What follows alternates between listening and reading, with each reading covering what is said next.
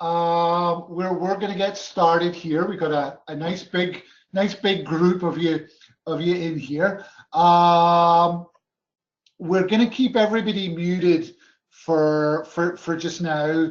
Otherwise the audio is going to be horrible. But there's a little chat piece there where you can ask us questions if you need to, and we will do our best to respond to those as we go through. So give me just a second here. So again, please do use that if you've got questions, or it seems like things aren't working properly, and we will take that from there. Just a second here.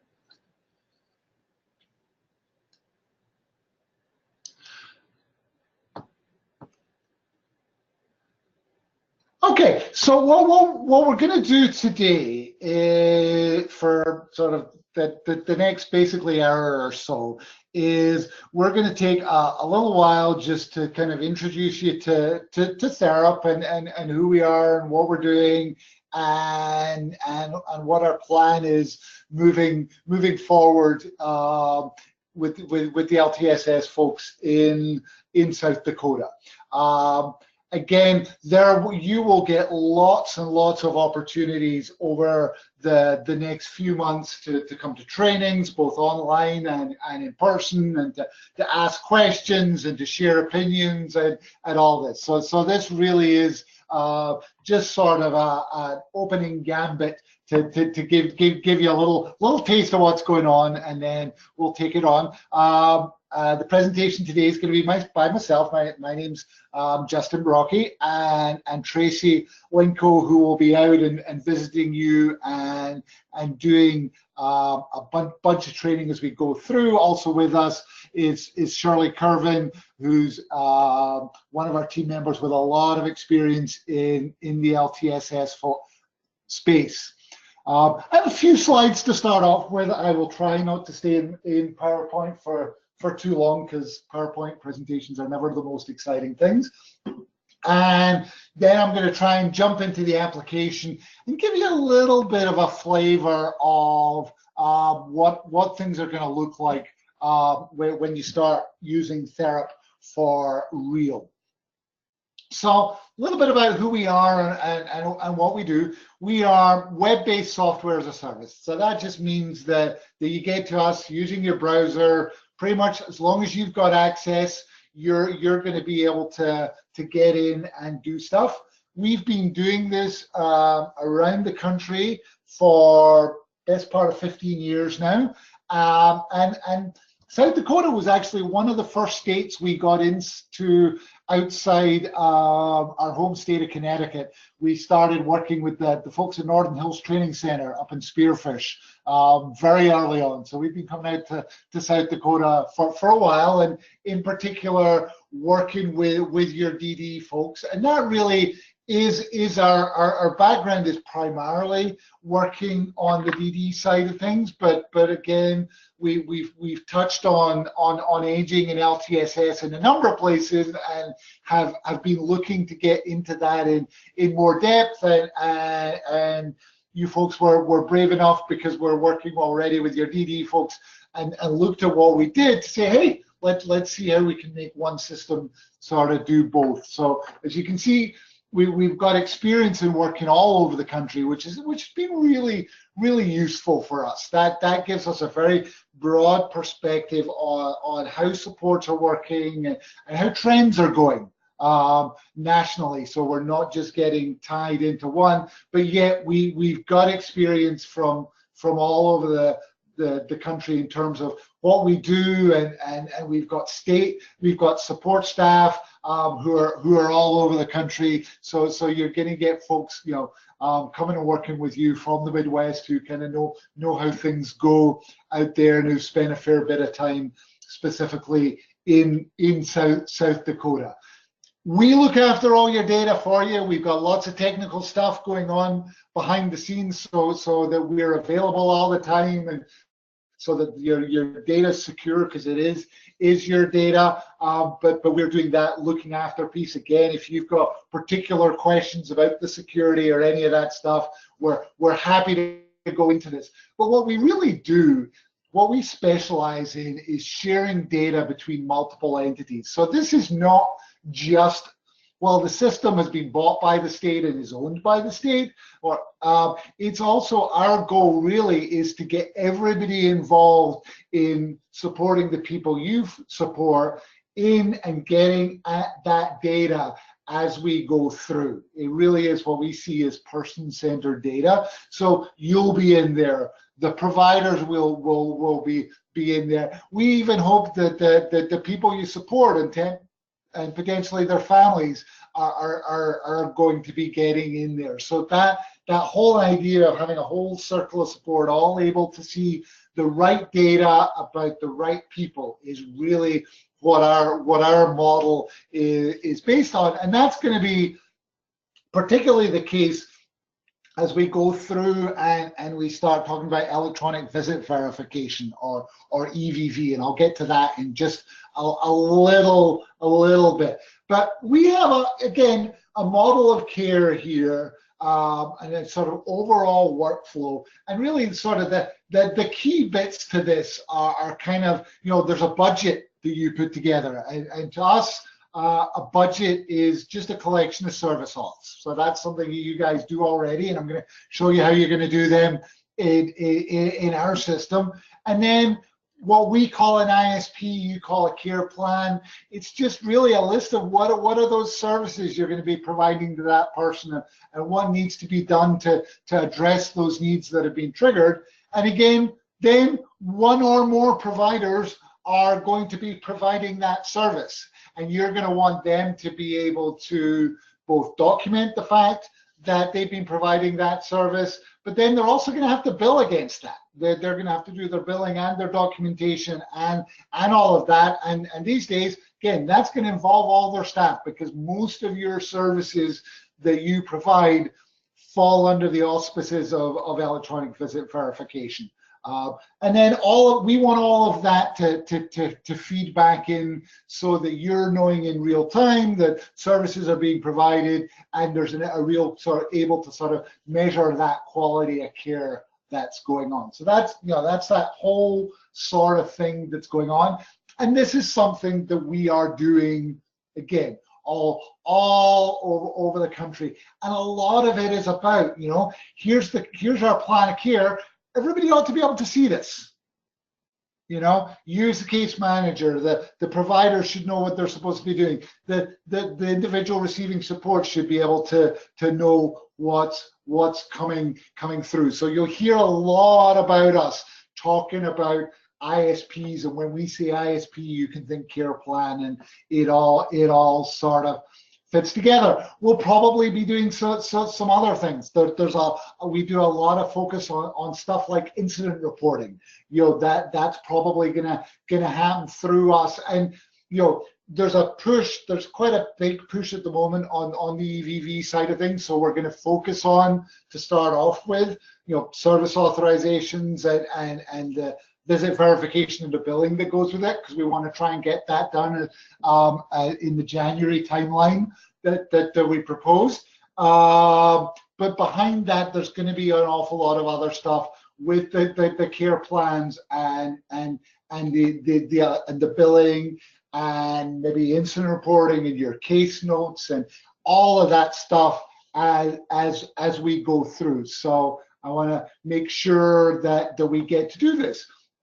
When it comes to folks being out there providing services out in the community, our goal is that a lot of that can be done from somebody's cell phone. Now, there's interesting things about, do you have cell phone coverage everywhere? And what are your providers, and what is the state going to say about what they call bring your own device? Is the device can be provided by the agency, or is our staff going to use their own devices? And again, it's another interesting question, which some folks have looked at and addressed, and other folks have. But again, a lot of this functionality that we are looking at here is works. We have an Android app and an iOS app that can do sort of all of this stuff and more, and will involve people being able to prove that they are actually providing the right service to the right person at the right place at the right time. That really is at the crux of doing EVV. And speaking as somebody whose family receives in-home services, I'm actually really excited about this coming in, and the staff I have coming into my house to work with my daughter haven't actually proved they were there at the right time. I don't think it's a bad thing at all. And again, going to give you a quick little glimpse into what that might look like from a provider perspective. We're also going to get into, a lot of this data is going to give you some great reporting. So when you want to be able to see how are you doing with your supports, and what do they look like across the whole state, we're going to be able to do that. Where one of the big pieces we're looking at is making sure you're able to sort of interact directly with your MMIS and the state accounting system right from Therap. So those interfaces will be in place so that you've got more real-time data right there at your fingertips. That's a little bit of a busy slide, and it may be too small for you. But again, the way that we're doing electronic visit verification really sort of fits right in with everything else that you're doing. The services that the provider is going to schedule for an individual will be those services that you've authorized, so that they're all linked together, and those are going to be the things that the staff then are able to go out and check in, check out, say they were there, and then both the provider will be able to get reports out of that for stuff like payroll and making sure they're appropriately utilizing all the units that you've authorized, and then you're going to be able to get really good reporting and saying, did all these people who I support, did they all receive all of the supports that they were supposed to receive? So, going through this at 100 miles an hour so that we can get through it all in an hour and keep you awake and all that. What I'm going to do now is I am going to move from doing this as a PowerPoint presentation and actually log into our application and give you a sense of what that's going to look like and what that's going to feel like. So just give me a second while I change screens that I'm sharing.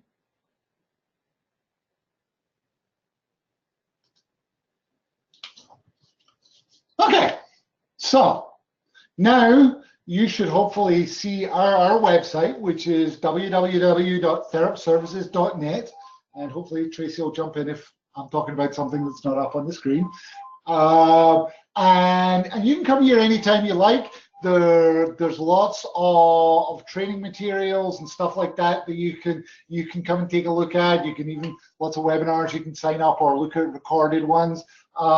As we get closer to going live with you guys, we will be posting more information about how things are going to work right here on the South Dakota page. At the moment, the South Dakota page is going to focus more on the DD side of things. We'll have some specific stuff there for you on your side. But again, that'll be a page where you'll be able to get resources specifically for you and what you do within the LTSS division in South Dakota. There'll be resources for you as case managers and associated staff and resources for the providers. But one of the main reasons you'll come here is to log into the system, which I'm going to do right now. So what I'm going to log into is a demonstration account. So this is a real account in that I'm logging into our production system, but it's completely fake data that's in there. We've just made this up over the last little while. It's also sort of made up in the system as the system is today. We've been coming and meeting with a whole bunch of your colleagues, learning about what you do, and deciding how we're going to take what you do now, whether you're doing that in Mediware or the mainframe or on paper, and how that's going to translate to doing that in Therap. And obviously, in doing that, there's a bunch of development that we've started working on, and we're going to be doing more on. So what I will show you today is not exactly how things will look when you put them out there and you start using the system hopefully in January. But again, hopefully it's enough to give you sort of a flavor of what that's going to look like and stimulate some discussions. And again, we're happy to get into more meetings and things like that. We're out in Peer every month or two for meetings as we push this along.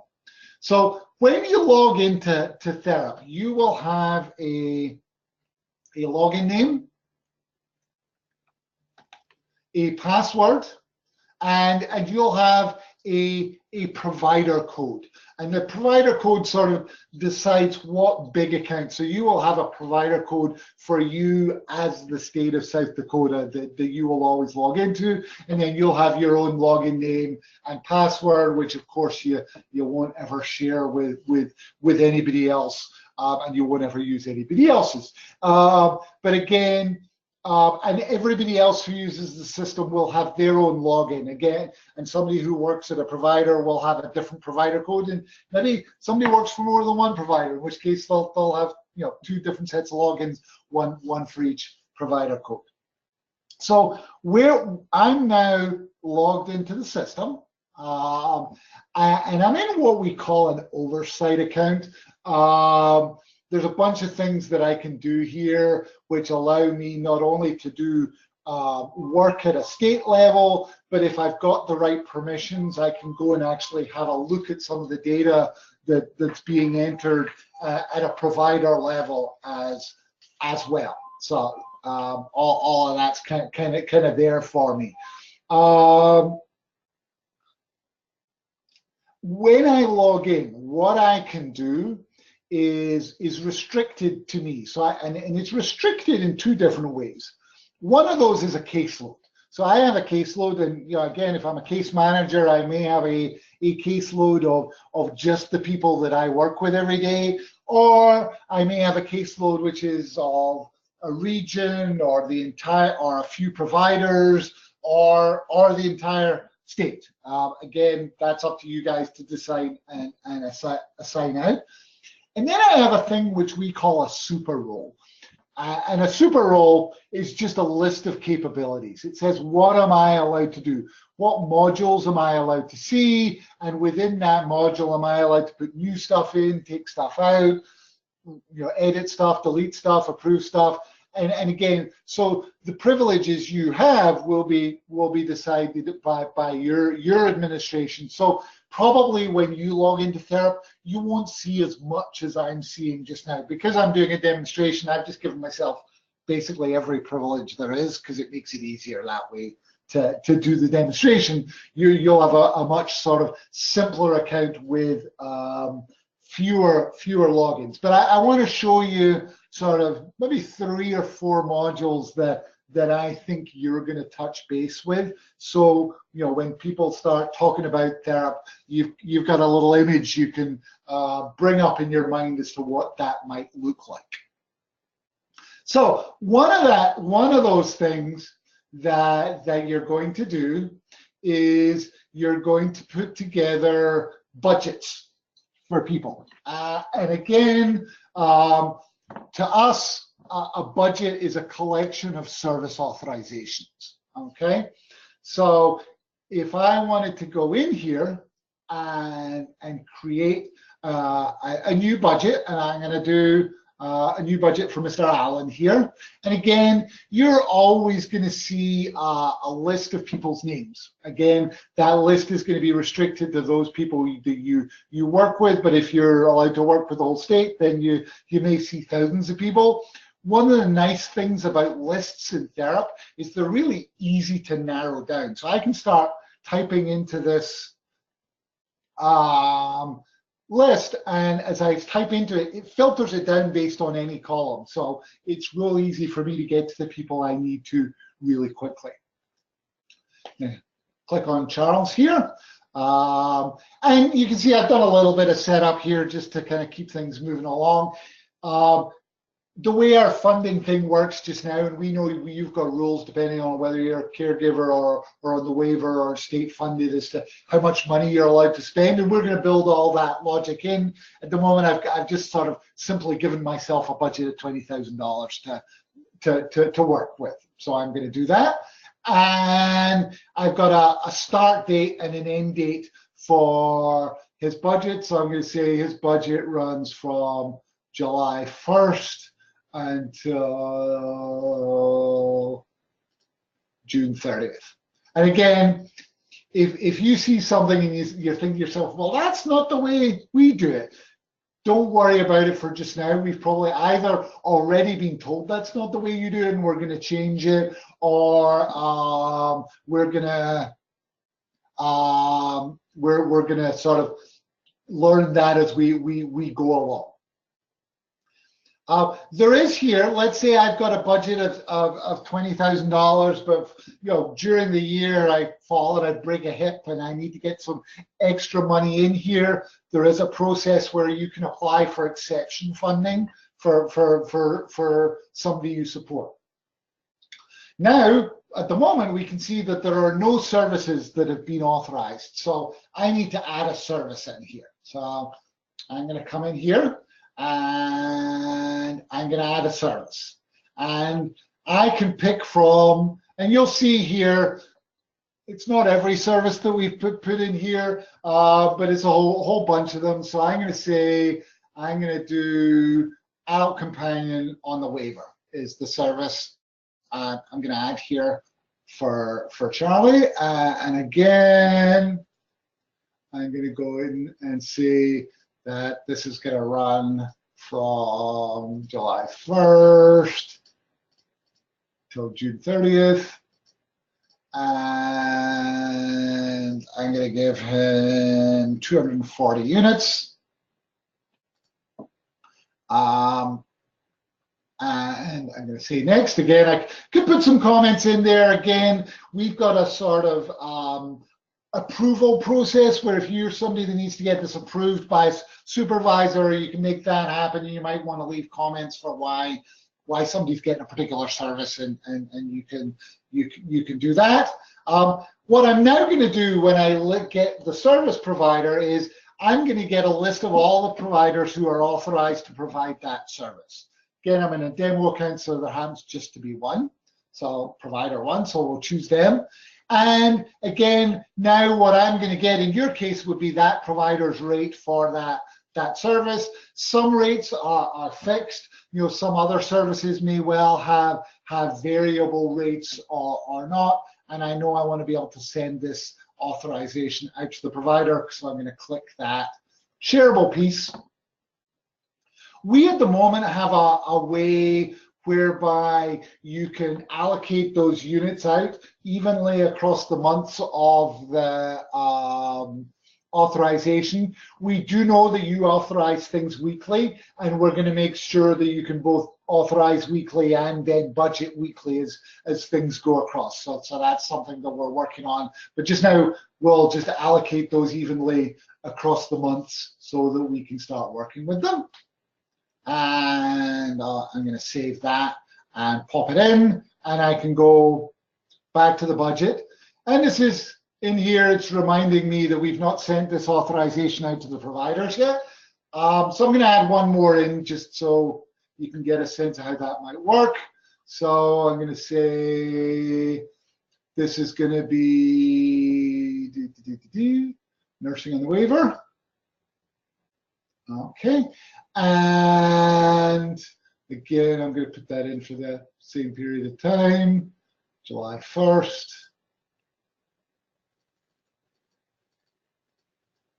Through June 30th.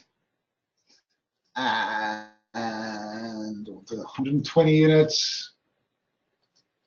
Again, you can see all this is fairly straightforward and easy to work your way through. You'd obviously have more providers there. You may have multiple rates, or it may be fixed per provider.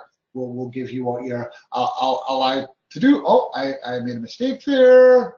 And for some reason I missed the provider. Let's get that there. Again, very, very standard sort of error message. We're going to try and make it so that you can't get anything wrong as you go through. And we'll send that out. So let's say, for example, I have finished allocating out all of that. Then you know, we're basically ready to go, and I can come down to the bottom. I now can submit this budget to be approved.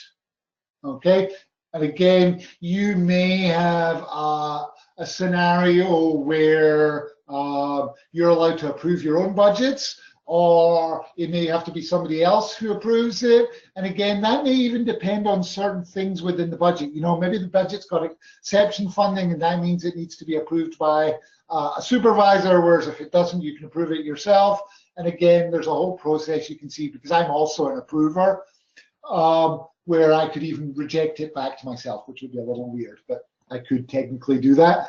In general, in Therap, you're only going to see a button if you've got that privilege. So if I wasn't allowed to approve this budget, then I wouldn't see an approve button there.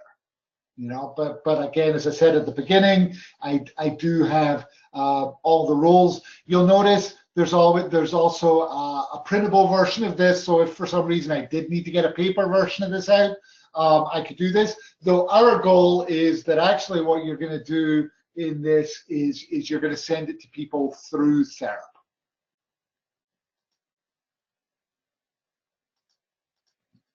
So hang on just a second. So I am going to go ahead and approve this budget. And when I go ahead and approve that budget, what that will also do is, you can see that's sending all those service authorizations out to the provider.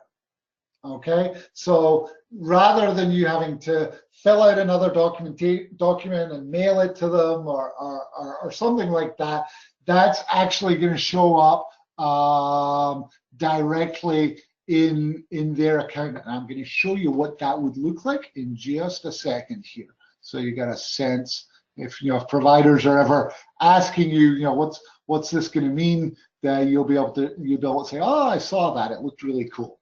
Hopefully that's what you're going to say anyway. So I'm just going to do this in a different browser so I don't get too confused. So I'm going to come over here and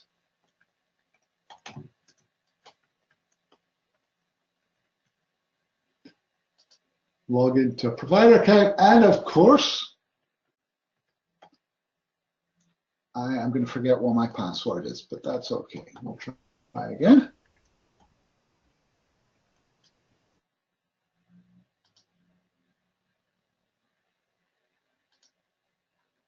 Beautiful, second time lucky.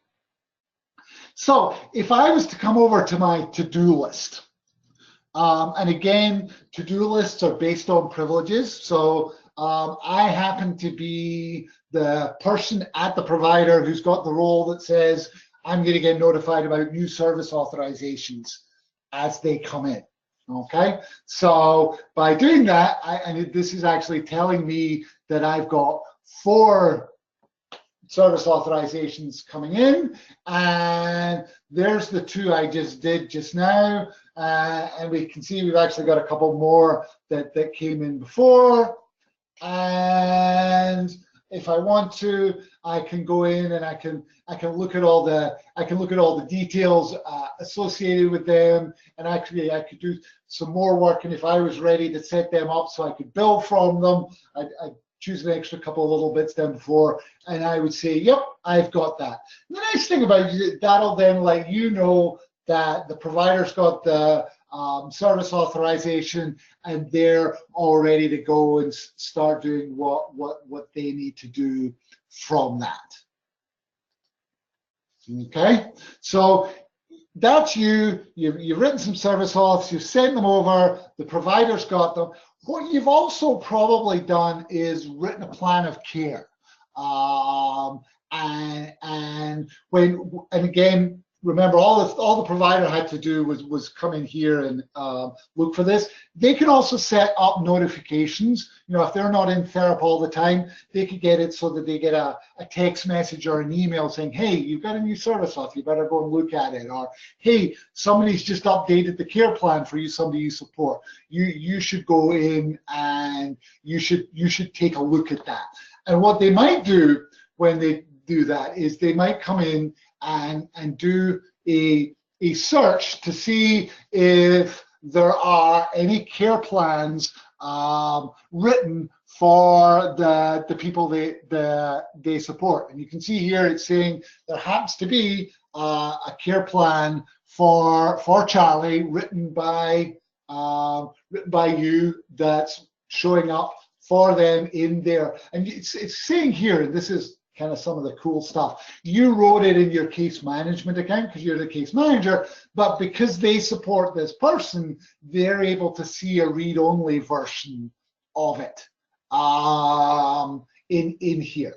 So what I've done is I wrote a really, really quick care plan, and please don't think that I'm sure you write much nicer, much fuller care plans. I just wanted to give you a sense of how that data could be available both to you and to the provider, and B, sort of things that you might potentially be putting in here. So it's going to know, part of that care plan of care is who's providing what services. So this says that you chose provider one to provide the following services.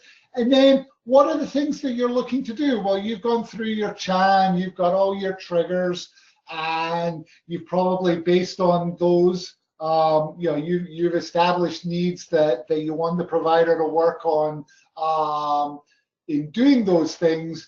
And again, this is one of those things that we think might well work for you. We've not gone into a lot of detail yet, but this could be where you say, these are the things that we're going to do because of falls, or to make sure that the meds get right, and things like this. These are some other things that we discussed with Charlie as we were writing up his plan. So we want to make sure that those are communicated out. If there are other things that need to be done, then again we can make sure that everybody is aware of those and can see those. And again, that idea of having documents that you write that you want everybody associated with Charlie to see, you shouldn't have to be mailing or faxing or any of that them all out. They should all just be here in the system and shared as you need them to be shared.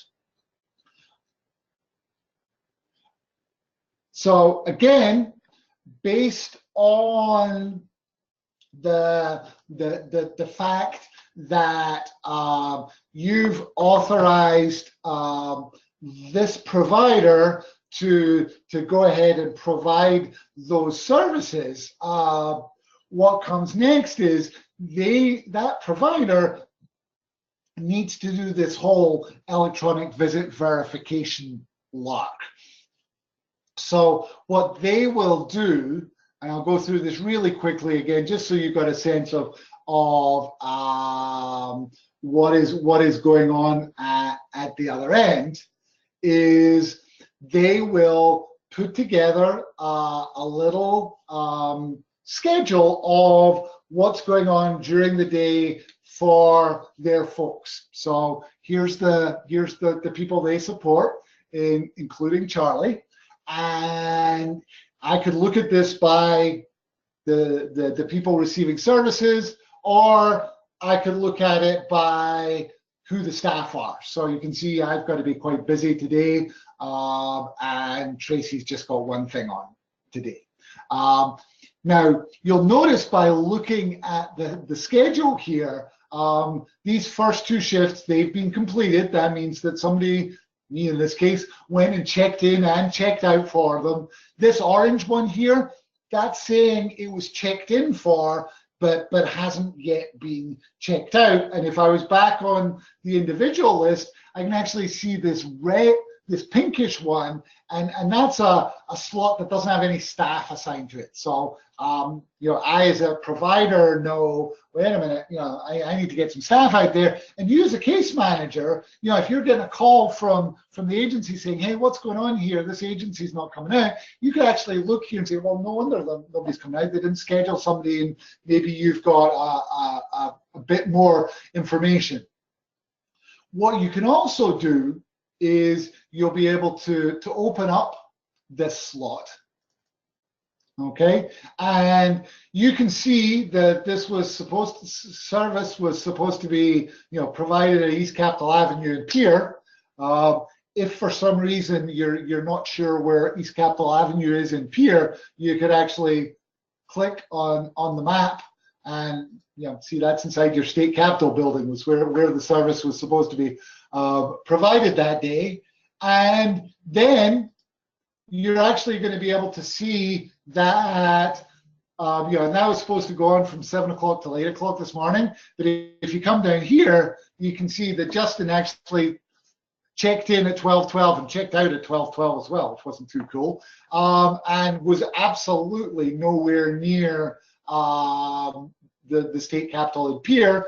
In fact, where he was at his house in Connecticut. So, you know, see a little map of sunny Connecticut, because that's where I was filling out some test data this morning, getting ready for this presentation. So, but again, you're going to have real-time access to that, as will the provider. And the really nice, one of the things I really like about this is, you know, as you're looking at this and you're sort of looking at your caseload and kind of going through the day and seeing what's happening, you're going to kind of see all those shifts gradually changing from sort of blue, where they've been scheduled, hopefully there aren't too many pink ones, to orange as people check into them, and then green as people have both checked in and checked out. So the reason I'm talking funny is I'm just signing in on my cell phone at the same time. And we even give you a little refresh button up at the side here. So if you wanted to see, you're like, oh, I wonder if they're done yet with Donald up there. And I'm just gonna check out of Donald's on my phone while we talk here.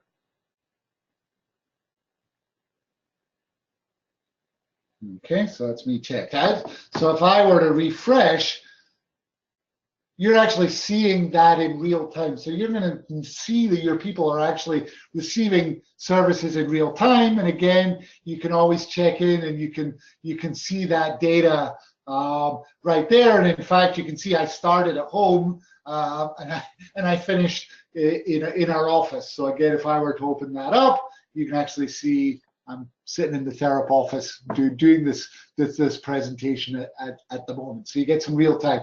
Now, not everybody is going to be, you know, using smartphones. We'll also give people the option to check in via regular phone and dial in and do that. But the ideal is having folks do this on a smartphone, because it's quicker, it's easier, it collects more data. They'll also have the ability in the future to actually record much more in the way of details about what was the service they provided and how did the person themselves sort of respond to that service. So a lot of things like that will be able to go on as we go through.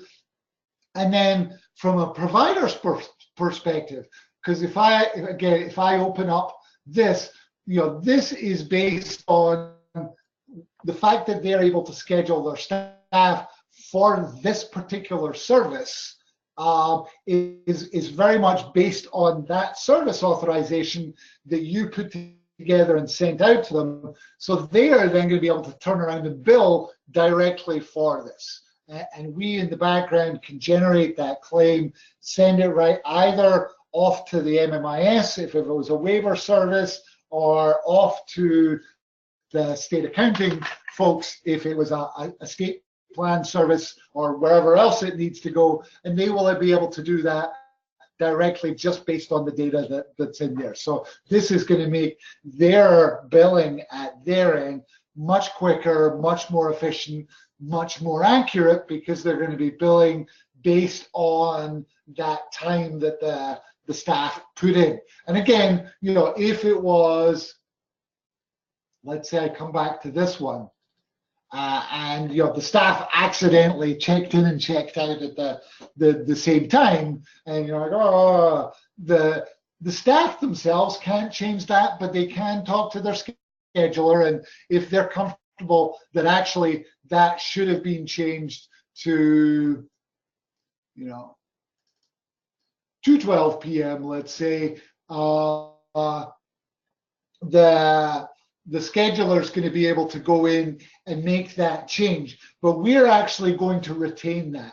So if there's an audit, you would be able to get in here and look at what was sort of the history of this slot, because every slot has what we call an update history, and you're going to see where changes were made and who they were made by, and actually compare one version of the form to another one, and you can see if that's coming across well enough. The 1206 has been scored out, and the 243 has been put, because that's when that change was made, and here's where the time was updated. So there's a real good sense of comfort that you can have in that data, in the fact it's the right data, and who's made changes to it and when those changes were made.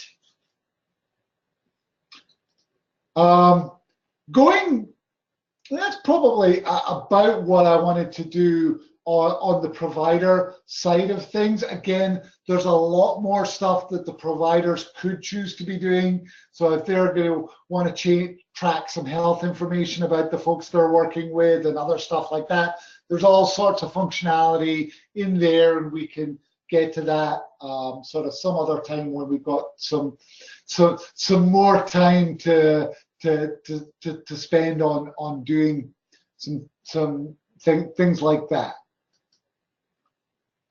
What we're also going to have is, again, more of the documentation that you might be doing on a person is going to be done in here. So you would be able to come in here, and let me make it a little smaller. And for example, this might be where you would write your case notes. Nice thing about writing case notes, and again, you may look at this and say, wait a minute, that's not the right way that we do case notes. We ask different questions, or we have different formats, but our case note module is a very flexible one where you get to decide and design the template that you're going to use. We'll do that with your colleagues to make sure that you're collecting exactly the data that you want to. But it's a really easy place to go in. I can see, here's the case notes I've written previously, so I've got a sense of where I'm picking up from. Make that a bit bigger again. And so if I was coming in and writing a case note today, I can do this. I've got this set up so it's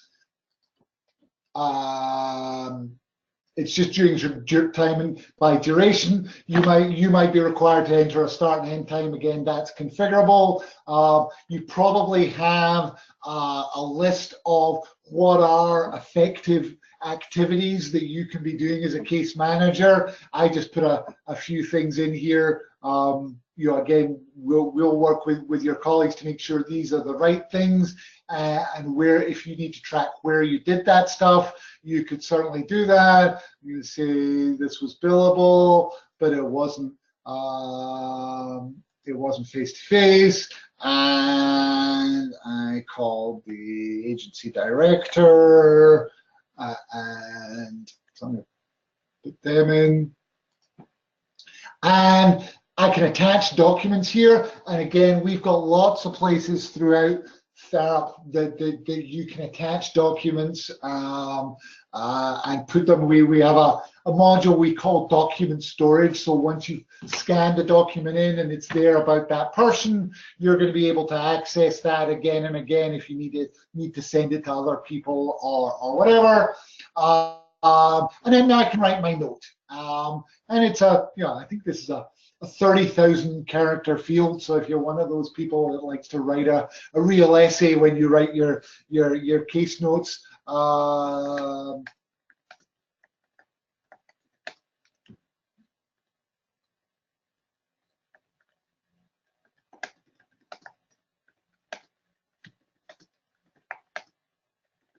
or maybe you called the provider just to say what a great job they were doing, or whatever. And again, you can see you got a little, if you want to bullet things or bold things to make your note easier to read, then you can do that. If you haven't quite finished the note, you can save it as a draft and come back and finish it later. If you have written it, you can click submit, and then you can just confirm, yep, this is what I wanted to do. And now that case note is going to be in there and available to basically anybody who's supposed to have rights to it. Again, we've got this very configurable access system. In general, it's going to be that you and staff are going to be able to see a lot of the provider data, share stuff with the providers. They're going to get some read-only access into the things that you send to them. So you're going to send a plan to them, you're going to send service auths to them. They're probably not going to get to see your case notes and stuff like that. But again, those are the kind of things that we're going to get into as we have conversations and we set everything up. Of course, when we put Charlie in there, we haven't done a lot of setup in this account yet, but we're able to get a lot of demographic information and all of that stuff in there. So if I were to come in and take a quick look here, we'll go in and we'll look at Charlie. This is the sort of data again that you'll have in there, and you'll be able to share with the provider. So they're seeing this. So everybody's looking at the right data. We can also get into things like when you're putting in diagnoses. We like to give you lookup tables for things. So if you're looking up Alzheimer's, again, you'll start typing, we'll give you the right ICD-10 codes to choose from so that you get that right one. If you've got other people, like if you actually know when Charlie was diagnosed, you can put that data in. If you don't, we're not going to force you to. We try not to have too many required fields because we don't want to force you to put something in there that's not the actual data. If we force you to put in social security number, you don't know the social security number, you're going to end up putting in bad data, and we don't want to have bad data. But I'm going to say this is his primary diagnosis. Again, if you knew the doctor who put that in, you could put that in, and you can go in and add in as many other diagnoses as you want as you went along. And again, that style of data entry is fairly typical of how you're going to go in and you're going to enter stuff. We encourage you to put in photographs of the folks that you work with if you've got them. Again, it personalizes things. It's also a really good way of helping make sure you don't write things about the right person. Because if we flash a photograph, you know, wait a minute, that's not Charlie. I must have clicked on the wrong name. You're not going to write something in the wrong record. So again, all of that information in here. You will see as you go through maybe some stuff that you say, wait a minute, that doesn't really pertain to the folks we support because maybe it's used more on the DD side of things, and we'll work out some ways to filter some of that stuff out, and maybe there's additional information that we want to get in for your folks, and we'll be looking to do that as we go along. One of the other pieces that you're going to see and use, and I think sometimes Therap's as much about communication as it is about data entry and data collection, is this send via SCOM. And SCOM it's secure communication. It's a little bit like email, but it stays completely inside Therap. So it allows you to talk with everybody else that you work with, not only at your where you work, but also at all the other providers where you work with people. So if I were to go and compose a note, and I'm going to say this is I'm going to do it about Charlie, so it's an individual care note. And it is, I want to actually send a cross provider. So that means I want to send it to other providers that work with Charlie, not just myself. So I'm going to type Charles' name in here. Can't spell, so I'll go there. And it's about Charlie. So the nice thing about this, couple of nice things about this is, one is it's only going to let me send this note to other people who work with Charlie, okay? And I can either start typing them in if they know who they are, and you can see it's going to come up with 3 different versions of me because I've been doing this, or I can go to this add people, and it's going to give me a list of all the folks that work with Charlie in different places, and I could go ahead and maybe send this to all of them. So lots of different ways, and again, the different colors there are reminding me. The blue ones are in my account, and the yellow ones are in other people's accounts. You'll see a lot of this high, medium, low stuff in Therap, because that lets you decide how you want to be notified about something. So you can say, you know what, if it's a high, I want you to send me a text message and tell me I need to log in and look about it quickly. If it's a medium, you can send me an email. If it's a low, you know what, I'll get it the next time I log into Therap. And I'm just going to say, Charlie's doing great. And just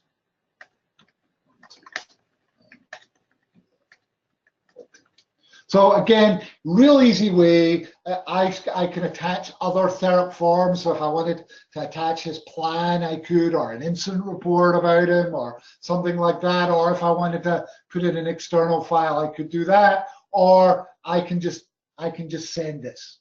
And when I do, that's going to go out, and that's going to go to everybody out there who it was sent to. If I look at the sent message, again, I can see that. I can do all the things you'd expect me to do, including look at who's seen it, forward it, print it, get all that stuff that you would expect to be able to do with a regular email. And I even sent it to myself, so there it is, sitting in my inbox. So we've just about, in a real hurry, come to the end of our hour together. Hopefully, I've given you a little flavor of what's to come, and you know, it's always difficult when you get this many people on the phone because you can't really be conversational. But we will be out in South Dakota often over the next few months, so I expect to meet some, if not all of you. We will be doing lots of training sessions, both in person and over the web. But I would expect that you will all get at least one in person, if not more, training sessions, and we will be going out and visiting with all your providers and training them and doing all that. So there is lots more to come. I would encourage you, though, if you do have questions just now, probably the best way is to sort of funnel them up through your supervisors so they all come to us in a reasonably organized manner. As we get further forward, so we actually know what some of the answers are, then we'll introduce you to our live help folks and things like that, and the support tools we'll have out there for you so you can learn a lot more. But at the moment, you're probably better funneling them sort of through your supervisory channels. With that, again, we are very excited about having the opportunity to work with you guys. I think in many ways we want to learn from you more than have you learn from us. We're gonna teach you how to use Therap, and you're gonna teach us how to make it really work really well for folks in the LTSS services in South Dakota. And our goal with that is to change the world. And take what we do in South Dakota and make that work for everybody else in the country, and even some folks outside the country. So again, thank you very much for bearing with us this afternoon. I do hope this was useful, and we will look forward to speaking to you again either online or in person at some time in the future. You folks have a tremendous rest of your day. Thank you again very much.